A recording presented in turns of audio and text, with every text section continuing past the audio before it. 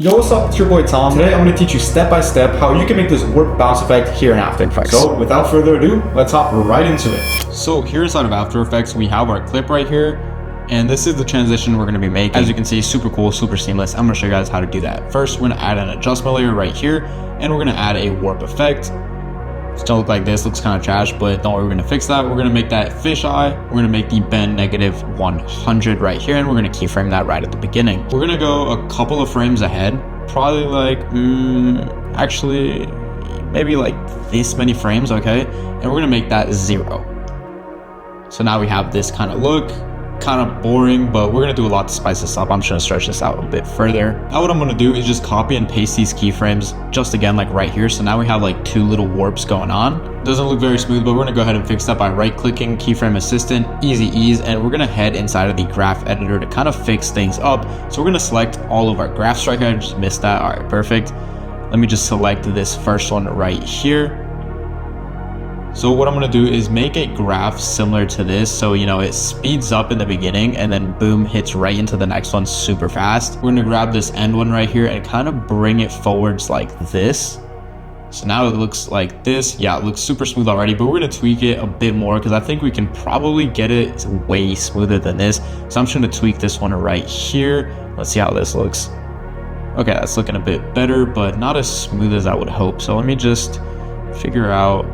Yeah, okay, that's looking way better. Okay, perfect. I think this is exactly how we're gonna keep it. So we wanna really tweak the graph editor until you get that desired look. It might take a few tries, but now we have this kind of effect, and now we're gonna add a bunch more to it to really sauce it up because now it's kind of boring. Quick pause, this is actually a great moment to say this. If you're watching and thinking, this looks cool, but I never build this from scratch every time. Same here, bro. That's why I built M&R TMO. I'm Tom, and I run the M&R TMO shop, where we sell the top music video editing packs, which allow you to edit a full music video in hours instead of days. All drag and drop, no plugins, no keyframes, and most importantly, no time wasted. All right, back to the tutorial. I'll keep teaching you the manual process, but just know there's a faster way if you want it. So what we're gonna do is add a mini-max effect to it. We're gonna make the radius something like 38, and we're gonna keyframe that right at the beginning. We're gonna go like right here when it ends and make that 0. And just grab those keyframes and copy and paste them over. So now we have this kind of look, but there is a bit too much mini-max here. So what I'm gonna do is just move this 0 keyframe a few frames back and just copy and paste it back here as well. So it holds the duration a bit longer. Okay, that's looking better. And I'm gonna drag this one like right here so we don't have like that full mini-max effect going on too long. And yeah, this is how it's starting to look. Looks pretty sick. And what we're gonna do now is add a turbulent displace. We're gonna make the amount something like 109 and, you know, decrease or increase the size, whatever works for your clip. And what I'm gonna do is just keyframe both of those here at the start. I'm gonna go all the way here to whenever my warp ends. I'm gonna make those two keyframes 0. Oh, I meant to put 0. Boom, there it is. So now we have this kind of look. Looks super fire. The effect is really starting to come together, but we have a few more things to do before it really falls perfectly in place. So what I'm gonna do now is add a VR chromatic aberration, and I'm gonna make the fall off distance something like 34. I'm gonna place that above turbulence displace. I'm gonna make the aberration red like -2. I'm gonna make the aberration blue 2. I'm gonna keyframe all three of these values right here, right at the beginning. And right around here when the warp ends, we're just gonna make the fall off distance 0. Keyframe, grab those keyframes and just paste them over here so we get that same effect going on again. And we're just gonna increase the fall off distance maybe right here so, you know, we can see more of that chromatic aberrations going on in the second warp. And for our next effect, what we're gonna have to do first right here is place a motion tile effect.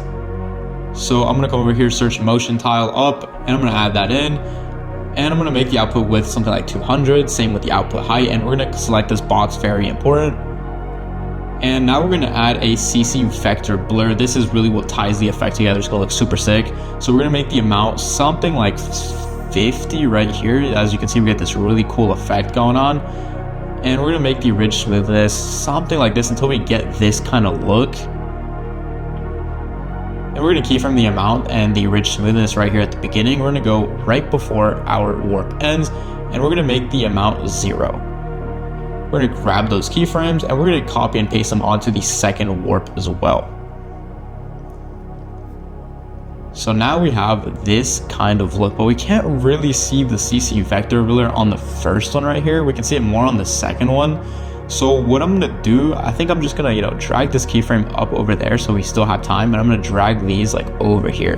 So, okay, yeah, and boom, that looks insane. So now we really get that CC vector blur going on. And for this one right here, what I'm gonna do as well is just copy and paste these keyframes so it holds the duration a bit longer and we can really see more of it. This looks really insane, especially how it plays with the skin and tattoos, dude. It absolutely crushes. So that's pretty much a wrap on this tutorial, boys. Thank you guys so much for watching all the way up to the end of this video. Like this video and subscribe if it helped you out, and I will catch you in the next one.